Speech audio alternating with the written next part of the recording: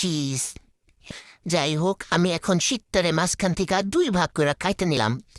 এই তাম্মু আমারে কইতাছি কি দেখ আমি কেমনে বানাই, তুই আমাকে আগে ছিঁড়া ছিঁড়ে সিটগুলো দে, আমি দেখ কেমনে বানাইতাছি, দেখ কি বানাইতাছি আজকে নতুন আবিষ্কার। যাই হোক, আই হায় আমু দিয়ে প্লাসের মতো করে কি বানাইলো এটা। আবার দেখলাম যে পুরটা বানাইছে ওইটা আবার দিতাছে। আমার কইতে দেখ ভালো করে দেখাসি, পুর দিয়া তারপরে আর ভিতর দিতেছে বেশি করে চিজ দিতেছে। আমার আবার চিজ খুবই পছন্দ। পরে দেখলাম প্রথমে এক পাশ তারপর এখন আবার আরেক পাশ যে পেস্টটা বানাইছি ওইটা আবার উপর দিয়ে বাস করতেছে যাতে একটার উপর আরেকটা লাইগা যায় ভালো করে। তো আবার আরেকটা পাশ লাগাই দিল, তারপর আবার ভালো করে দেখতেছি চাইপা চাইপা নিতেছে, শেষে লাস্টের পার্টটাও লাগাই দিল। পরে আমাকে আবার দেখাইতেছে দেখ কি সুন্দর হইছে।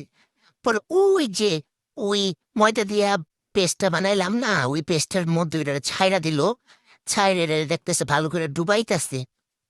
ওই ব্রেড কাম বানাইছে তুই, এরপর নাকি এটার উপরে ব্রেড কামও দিতে হয় আবার। আমার কইল তুই আমি দে, তুই ভালো করে ব্রেড কাম এটার উপর লাগাই দে।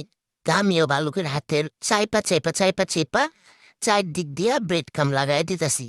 ব্রেড কাম দিলে নাকি এটা সুন্দর লাগে, আবার নাকি ক্রিস্পি হয়। তো এই তো আমাদের দেখেন অনেকগুলা বানাইছে, এগুলো আসলে রমজানের জন্য বানাইছে। তো আমি এবার আম্মুরে কইতেছি এত কষ্ট করে বানাইলাম তো টেস্ট করতে হইব না।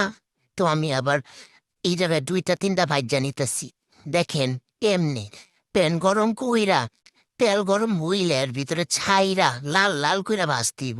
ই ই ই রে শালা, এই যে আমার বাজার শেষ। দেখেন আমি ডেকোরেশন বসছি মেয়োনিজ দিয়া। এই দেখেন বাঁচতে না বাঁচতে আরেকজন আইসা বললো খাওয়ার লিগা। কাজের সময় নাই, কাজ শেষে লায় পরে খাই। ভালো লাগলে লাইক কমেন্ট শেয়ার দিয়ে পাশে থাকবেন।